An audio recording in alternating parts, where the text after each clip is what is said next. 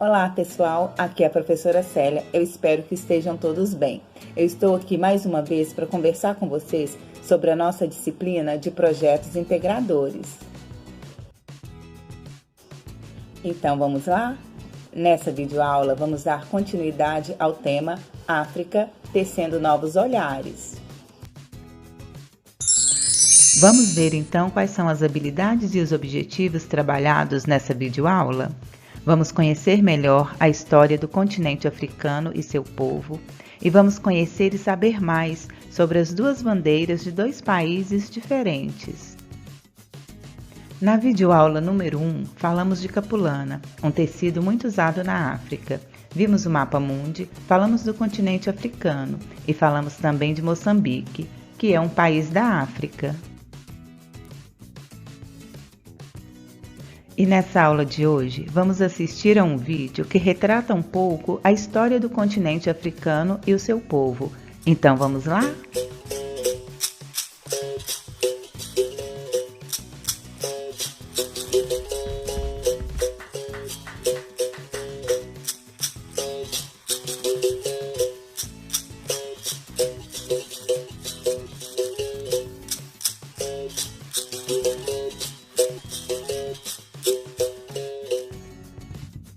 Até recentemente, muito pouco era estudado sobre a história da África, normalmente reduzida à antiguidade e aos egípcios. Porém, o crescimento do interesse e importância desse continente jogou luzes sobre a esquecida África subsaariana. Cercados por florestas, savanas, montanhas, o mar e o deserto, e convivendo com uma rica fauna, esses africanos viviam em pequenos reinos, muito parecidos com as cidades-estado da antiguidade. Dominavam técnicas de agricultura, metalurgia e mineração. Cultuavam diversos deuses e a natureza, acreditando num Deus maior e criador, que variava de nome entre as tribos.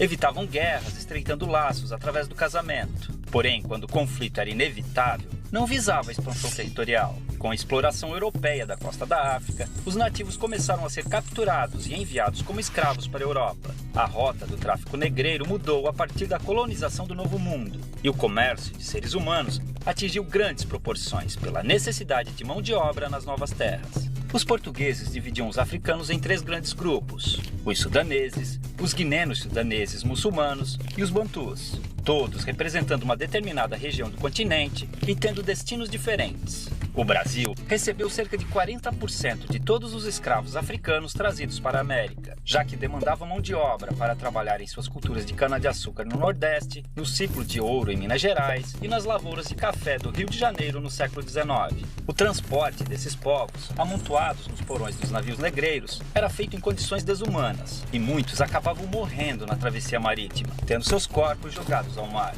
Já desembarcados, os escravos eram vendidos e conduzidos aos seus destinos nas fazendas, onde eram obrigados a trabalhar de sol a sol, com roupas e alimentação de péssima qualidade. Dormiam em habitações escuras e úmidas, as senzalas, e muitas vezes eram acorrentados para evitar fugas. Os castigos físicos eram comuns, e o mais usado era o açoite. Com o comércio constante de escravos, não havia preocupação em manter seu bem-estar, já que podiam ser facilmente substituídos por novos africanos, fazendo sua expectativa de vida no Brasil ser muito baixa. Eram proibidos de praticar sua religião e obrigados a adotar o catolicismo e a língua portuguesa. Mantiveram sua cultura viva, realizando seus rituais africanos escondidos, criando até um tipo de luta, a capoeira.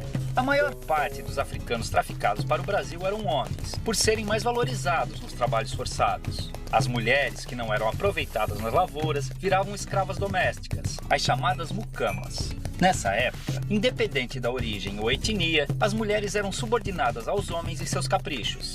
A mulher negra e escrava vivia situação ainda mais degradante, sendo colocada como mero objeto sexual do homem branco. A miscigenação entre africanos, europeus e indígenas foi ponto-chave na constituição da população brasileira. As revoltas eram muito comuns nas fazendas, fazendo com que grupos de escravos organizados fugissem e formassem nas florestas os famosos quilombos, onde viviam em liberdade comunidades similares às que existiam na África. Alguns escravos também conseguiram comprar sua liberdade, adquirindo sua carta de alforria. Com o constante crescimento do sentimento abolicionista, o fim da escravidão era questão de tempo. Infelizmente, apesar de promover sua liberdade jurídica, a abolição não garantiu condições de vida dignas para os ex-escravos. A realidade que encontraram foi cruel, pois não possuíam moradia, condições econômicas ou assistência do Estado, fazendo muitos negros passarem por dificuldades após a liberdade.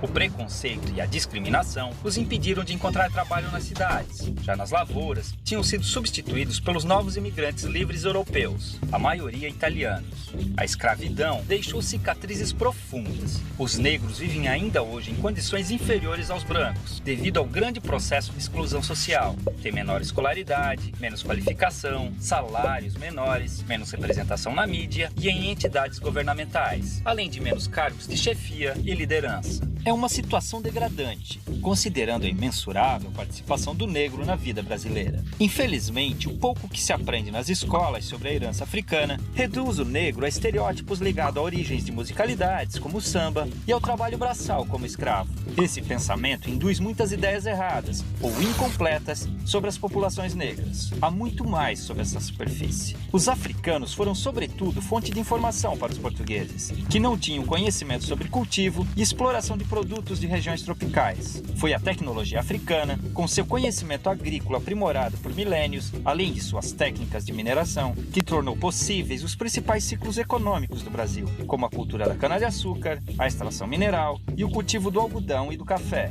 gerando riqueza e transformando a geografia e a história do país, daquelas que conhecemos hoje. Estima-se que chegaram ao Brasil cerca de 5 milhões de africanos, entre os anos de 1500 e 1850, de um total de 6 milhões que deixaram forçados a África com destino ao país. É uma vergonha que ainda hoje seus descendentes passem por diversos tipos de privações e violências, em um país cuja colonização africana foi muito maior que a europeia. Felizmente, graças à luta do movimento negro, diversas injustiças históricas estão sendo corrigidas, vislumbrando um futuro de esperança, inclusão e igualdade para um povo que sangra, mas resiste.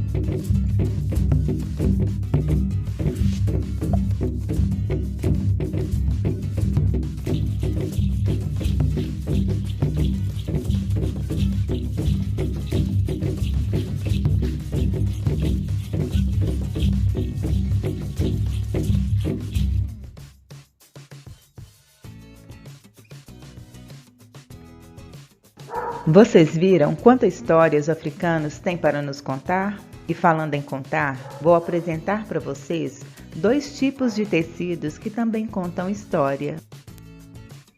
Vocês sabiam que as bandeiras também contam histórias? A primeira vocês já conhecem, é a bandeira do Brasil. E a segunda? Será que vocês já viram essa bandeira e sabem dizer de onde é? Vamos pensar um pouquinho? Vamos ver se vocês trazem à memória de onde é essa bandeira.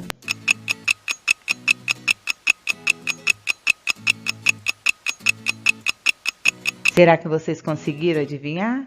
Então, estou ansiosa para falar com vocês sobre a história dessas 2 bandeiras, mas essa informação ficará para a próxima videoaula. E enquanto isso, vocês terão tempo de pesquisar de onde é essa segunda bandeira e tentar descobrir que história ela conta.